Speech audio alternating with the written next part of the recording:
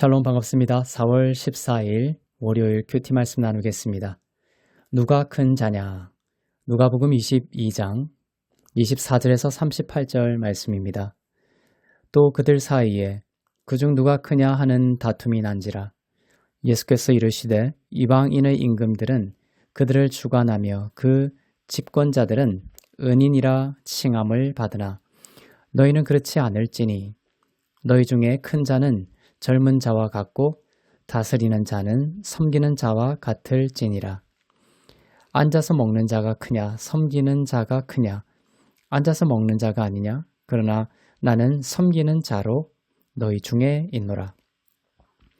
너희는 나의 모든 시험 중에 항상 나와 함께 한 자들인즉 내 아버지께서 나라를 내게 맡기신 것 같이 나도 너희에게 맡겨 너희로 내 나라에 있어 내 상에서 먹고 마시며 또는 보좌에 앉아 이스라엘 12지파를 다스리게 하려 하노라.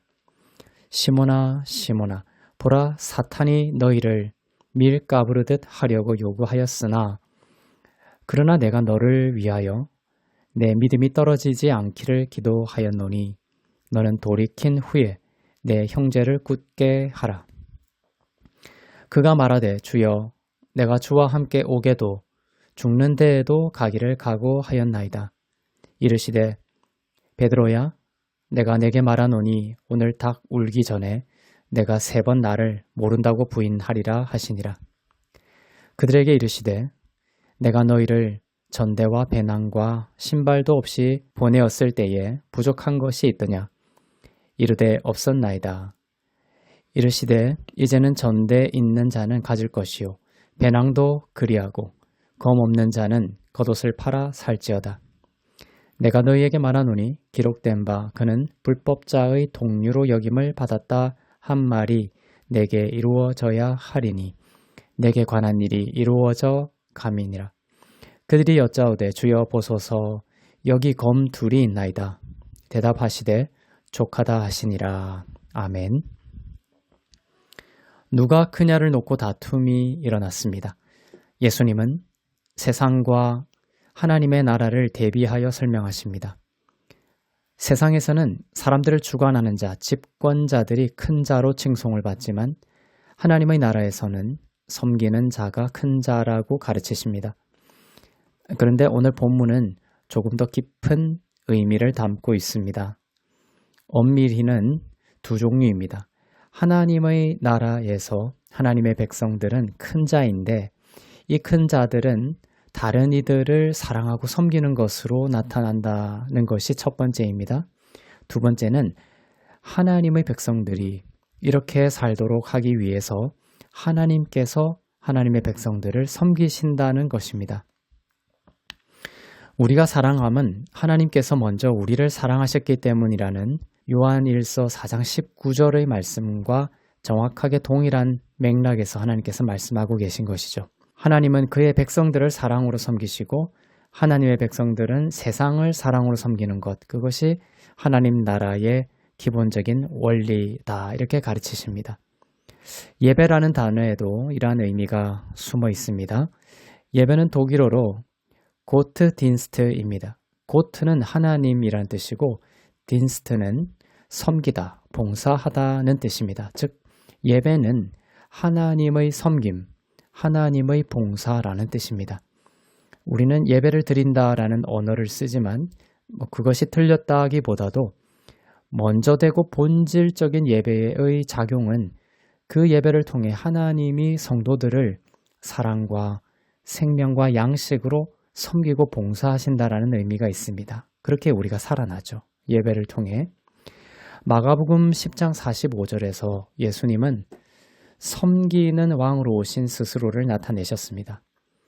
인자가 온 것은 섬김을 받으려 함이 아니라 도리어 섬기려 하고 자기 목숨을 많은 사람의 대속물로 주려 함이니라.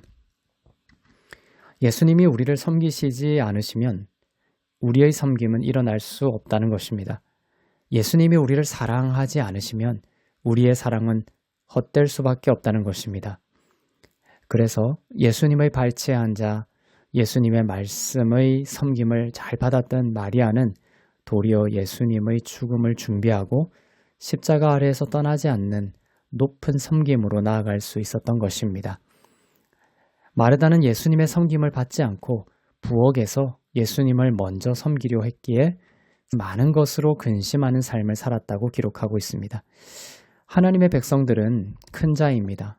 그리고 세상을 사랑과 용서로 섬기는 자들입니다. 그런데 그러한 것은 예수님의 섬김을 잘 받아 살아난 자들에게서 아름답게 흘러나올 수 있는 것입니다. 예수님의 섬기심이 오늘 본문 후반에 이어지고 있습니다. 베드로는 주와 함께 오게도 가고 죽기까지 하겠다고 해놓고 예수님을 3번 부인하고 말 것이었습니다. 그러나 예수님은 그런 베드로를 용서하시고 돌이키게 하십니다. 베드로가 돌이키게 된 것은 베드로의 능력으로 한 것 같지만 그 배후에서 하나님께서 기도하고 계셨기 때문이라는 것을 알려주십니다. 32절에 있죠. 내가 너를 위하여 내 믿음이 떨어지지 않기를 기도하였노니 너는 돌이킨 후에 내 형제를 굳게 하라. 베드로를 위해 하나님이 친히 기도하셨기에 베드로는 예수님을 부인했음에도 불구하고 믿음의 자리에 돌아올 수 있었습니다. 하나님께서는 이처럼 택하신 백성들을 위해 기도하고 계심을 기억하십시오. 그러기에 그 영혼은 안전한 것입니다. 예수님은 이처럼 베드로를 섬기셨습니다. 그 섬김을 받은 베드로에게 예수님은 말씀하시죠. 너는 돌이킨 후에 내 형제를 굳게 하라.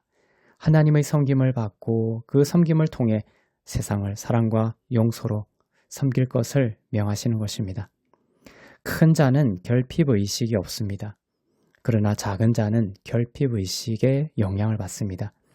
결핍의식이 없으면 상처 없이 섬길 수 있습니다. 그러나 결핍의식이 가득한 자는 섬길 수 있는 내면의 힘과 여유가 없습니다. 성도인 여러분은 큰 자입니다. 하나님의 섬김을 받아들이고 그리스도만큼 큰 영과 마음과 생각을 가질 수 있기를 바랍니다.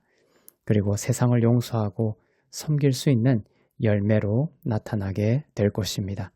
기도하겠습니다. 사랑의 하나님 아버지, 그 크신 사랑과 용서와 생명으로 우리를 섬기신 크고 놀라우신 분, 하나님의 섬기심에 감사합니다.